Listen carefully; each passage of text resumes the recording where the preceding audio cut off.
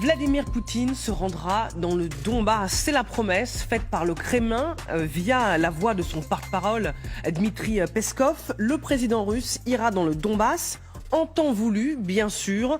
Une telle visite se produira. C'est une région de la Russie. C'est dit. Ce serait une première, car mis à part la Crimée, le président russe ne s'est jamais rendu dans un autre territoire officiellement annexé par la Russie. Partons tout de suite sur le terrain du conflit. Retrouver notre envoyé spécial Solène Rioux. Solène, si Poutine se rend dans le Donbass, il n'ira pas n'importe où, dans cette région très dangereuse et très disputée. La Russie est loin, très loin de maîtriser l'ensemble du Donbass.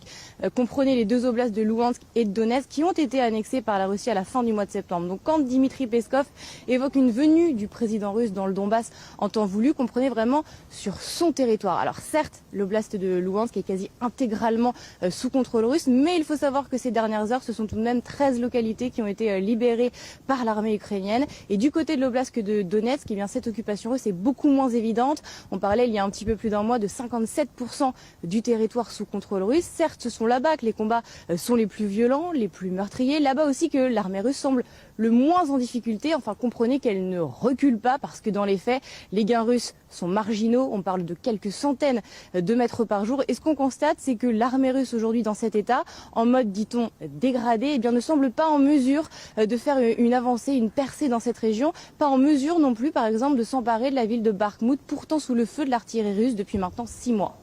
Solène Rioux avec Adrien Acco, nos envoyés spéciaux en Ukraine.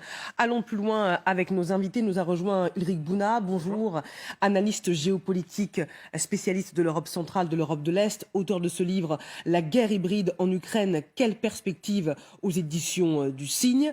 Thomas Friand est avec nous, fondateur et directeur général à l'Institut Open Diplomacy. Natalia Turine, qui est fondatrice des éditions Louison et spécialisée dans la littérature russe. Et évidemment, Arlette Chabot est toujours avec nous.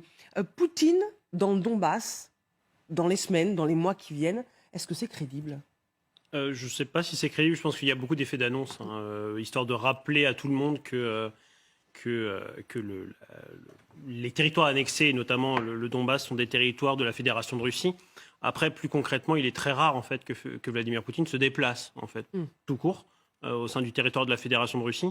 Donc moi, j'y vois plus un effet d'annonce plutôt qu'autre chose, d'autant plus que, comme le rappelait votre reporter sur place, il y a quand même énormément de zones occupées par la Russie qui sont à portée de tir, grosso modo, des forces ukrainiennes. Donc il y a très peu de chances qu'ils se rendent, par exemple, à Donetsk ou à Louhansk. Si éventuellement ils décidaient de s'y rendre, je pense que le symbole le plus fort, ce serait Mariupol.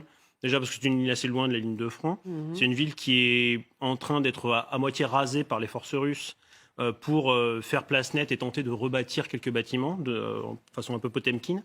Donc effectivement, potentiellement, pourquoi pas Mariupol, mais je pense que là, il faut vraiment prendre ça comme un effet d'annonce, histoire de rappeler à tout le monde, et notamment aux Russes, qu'effectivement, ces territoires sont de facto et de jure pour les Russes, un territoire russe, et donc effectivement qu'ils pourraient s'y rendre s'ils le désiraient.